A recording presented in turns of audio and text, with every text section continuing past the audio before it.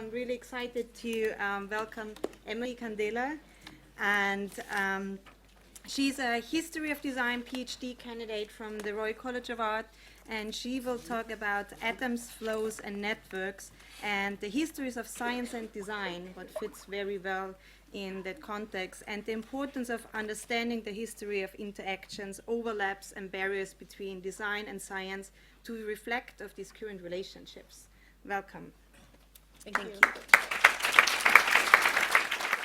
So, as Helena mentioned, I am a PhD candidate. I'm conducting research across the Royal College of Art History of Design Department and the Science Museum. And my research is about relationships between the science of X-ray crystallography and industrial design in the post-war era in Britain. And just to kind of give you some background about what X-ray crystallography is, it's both a technique and a science.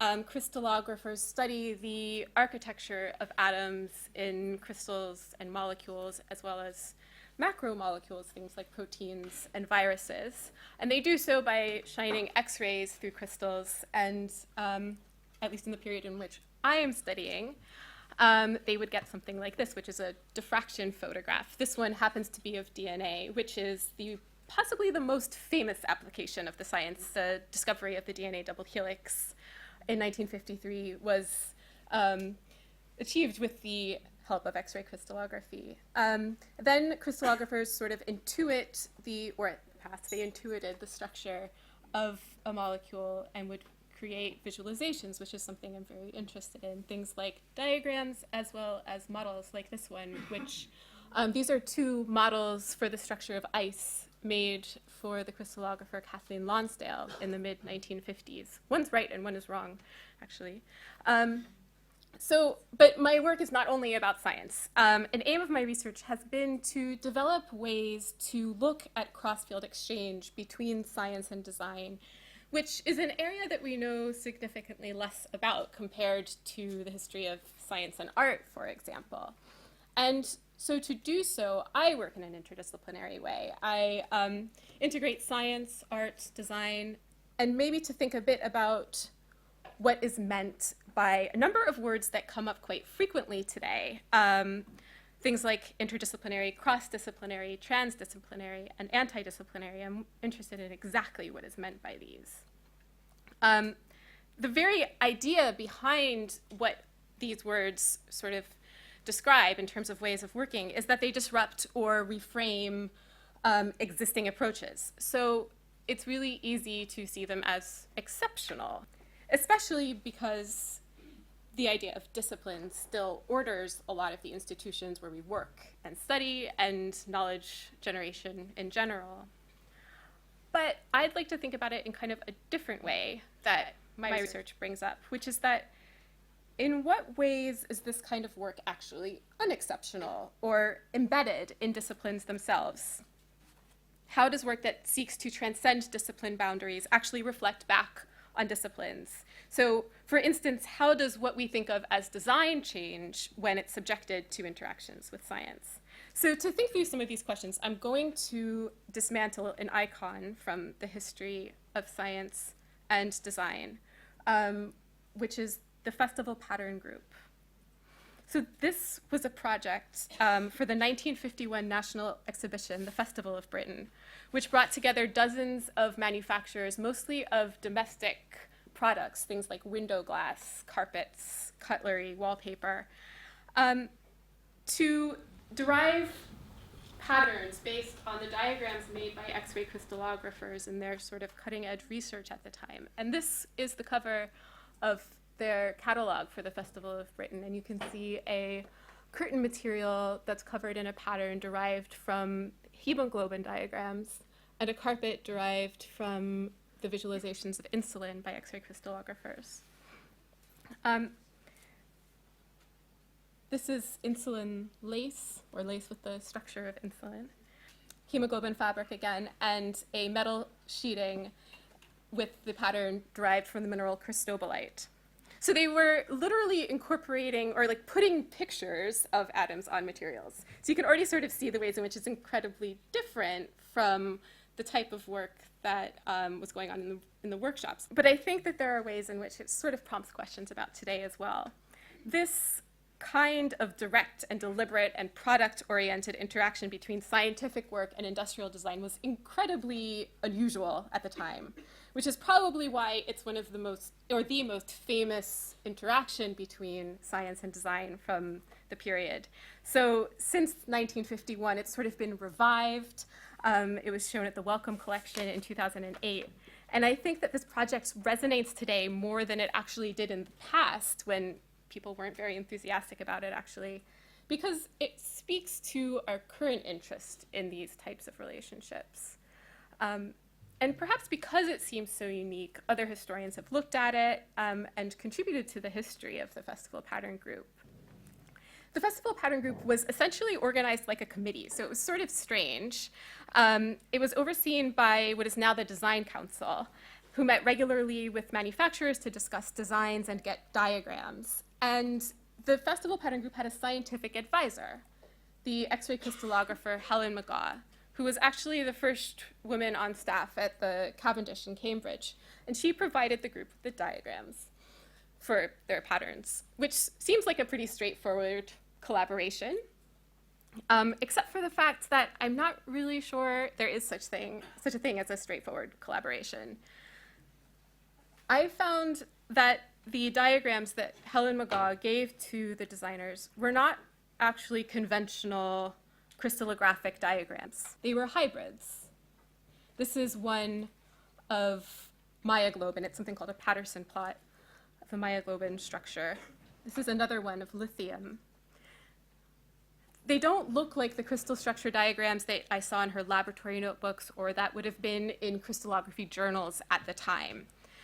They accentuated geometry, repetition, symmetries, and they were very flat. This is a diagram from Helen's own laboratory notebooks. She tended to use three-dimensional projections a lot because she was interested in the orientation of structures. But in her diagrams for the Festival Pattern Group, they were quite different. This is one of the mineral apophyllite. They were inflected by conventions of Victorian design drawing, in fact.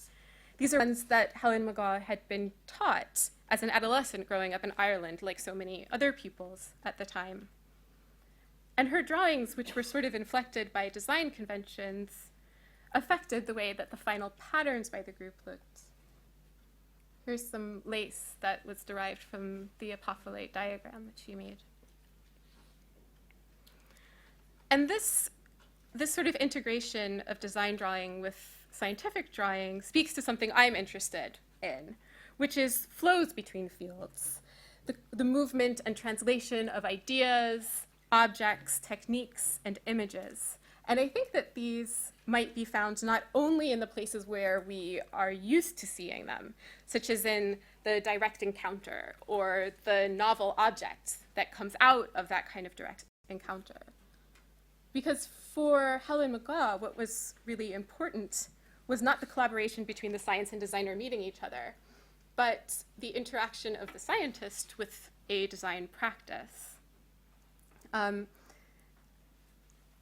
this was sort of rooted in her childhood education, which brings up questions about how interdisciplinary is disciplinary work. One of the originators of X-ray crystallography, William Lawrence Bragg, used pattern design to think about crystal structures. He used these wallpaper patterns from the 19th century arts and crafts designer Walter Crane in one of his books about crystallography from the 30s to describe crystal lattices. So I'm interested in thinking about ways in which maybe design is more a normal part of science than we've noticed. And I think that Helen McGaw's design-inflected diagrams also brings up questions that might apply today about power and agency in cross-field relationships. Sort of questions about, well, who is doing the border crossing? More often than not, today we see designers working with scientific practices or engaging with science. But it's not always so obvious the way in which sometimes subtle flows can occur in the opposite direction as well.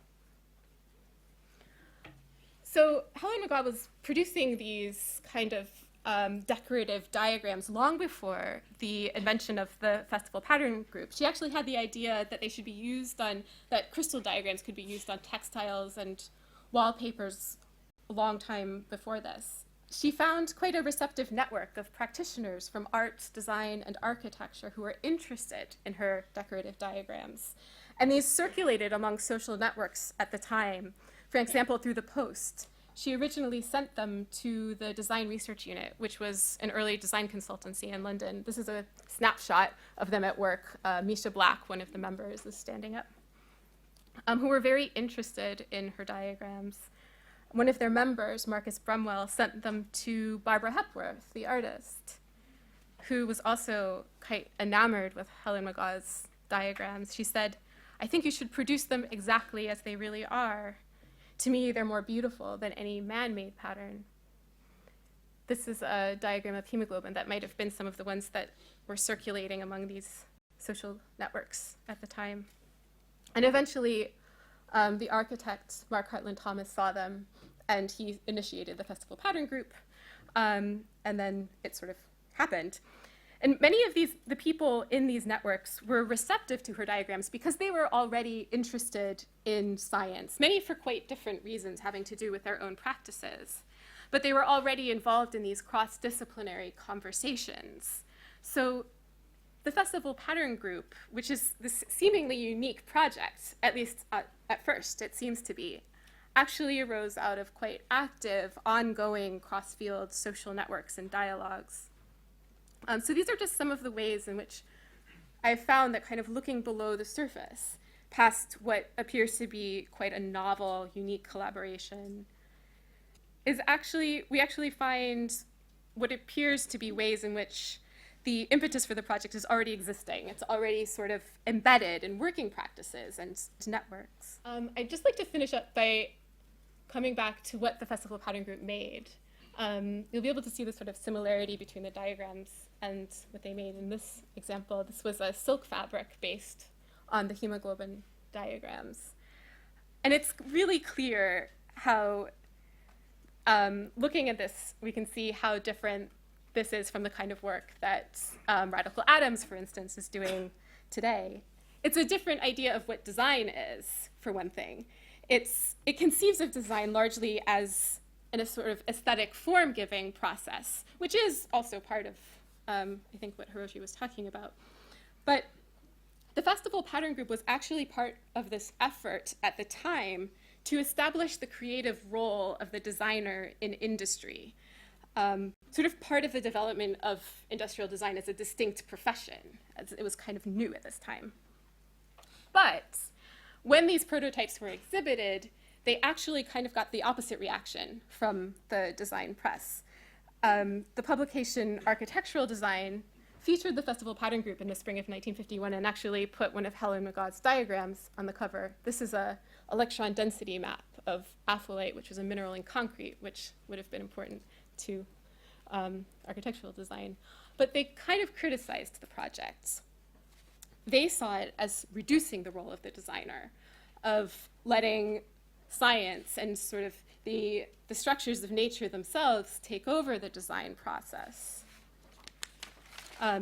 They said, there's much to be said for evolving this vocabulary of pattern, not as an alternative to creative effort. So they saw this almost as the designer being kind of lazy. But what I find really interesting there is that this entanglement of design with science became wrapped up in debates about what design could be at this time when that idea was quite resonant,